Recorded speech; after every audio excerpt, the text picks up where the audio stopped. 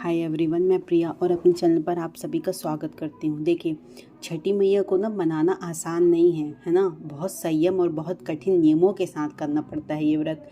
तो हमारे छठ व्रत चल रहे हैं, तो मैं आपको बताऊंगी कि कैसे कौन कौन से नियमों का पालन करना पड़ता है। देखिए, छठ के पर्व के दौरान छठी मैया की पूजा कर उन्हें प्रसन्न किया जाता है।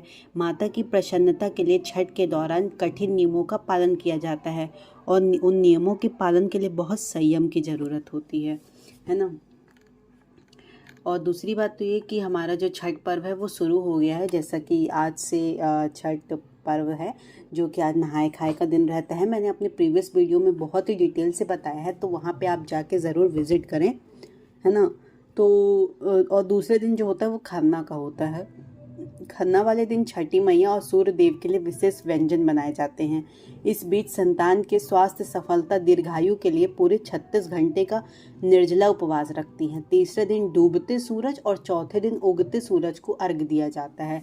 इसके बाद इस पर्व का समापन हो जाता है। तो जो छठ की पर्व के दौरान छठी मैया की पूजा कर उन्हें प्रसन्न किया जाता है। माता की प्रसन्नता के लिए छठ के दौरान कठिन नियमों का पालन भी किया जाता है और उन नियमों का पालन करने के लिए बहुत ही संयम की ज़रूरत होती है। माना जाता है कि नियमों के साथ पूजा करने पर छठी मैया का बहुत ही आशीष प्राप्त होता है। तो छठ मैया की देखिए कुछ नियम है पर्व के। सबसे पहला क्या कि छठ पूजा का जो पर्व है वो नहाए खाए के साथ शुरू होता है। इस दिन घर की अच्छी तरह से साफ सफाई वगैरह की जाती है और सात्विक भोजन किया जाता है। इस दिन से घर में प्याज और लहसुन का इस्तेमाल बिल्कुल बंद हो जाता है। दूसरा क्या बोलते हैं कि छठ का प्रसाद बनाते समय साफ सफाई का बेहद ख्याल रखा जाता है। इस प्रसाद को केवल वही लोग बना सकते हैं जिन्होंने यह व्रत रखा हो, और प्रसाद में इस्तेमाल किए जाने वाले अनाज को अच्छी तरह से साफ किया जाता है।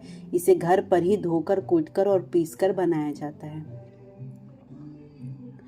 इस अनाज को कोई जूठा ना करे या गंदे हाथों से ना छुए, इस बात का विशेष ख्याल रखा जाता है।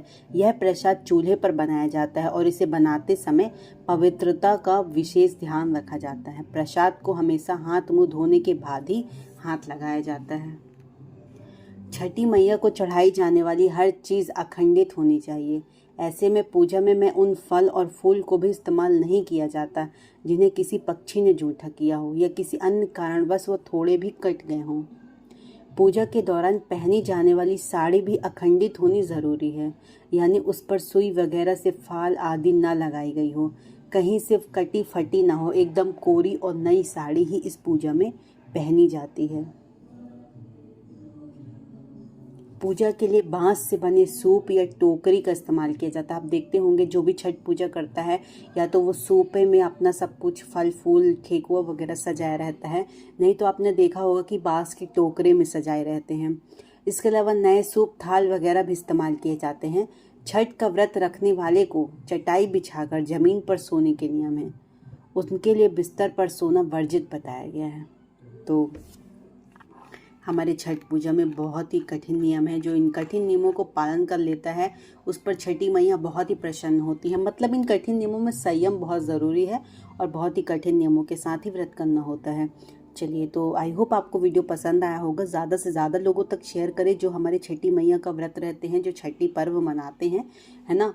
तो छठ पर्व की हार्दिक हार्दिक शुभकामनाएं आप सभी को, और ज़्यादा से ज़्यादा लोगों तक शेयर करें, है ना, ताकि मैं भी, अगर आपका एक सब्सक्राइब बटन मेरे लिए बहुत ही डिमोटिवेट तो बिल्कुल ही मैं नहीं होती वैसे, तो ये सब चीज़ से इंसान, जब सब्सक्राइबर बढ़ते हैं तो इंसान मोटिवेट होता है ना।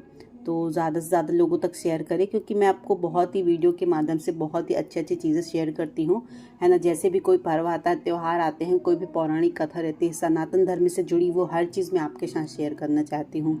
चलिए, बाय बाय। मिलती हूँ मैं कल एक नए नेक्स्ट वीडियो के साथ। तब तक के लिए बाय बाय।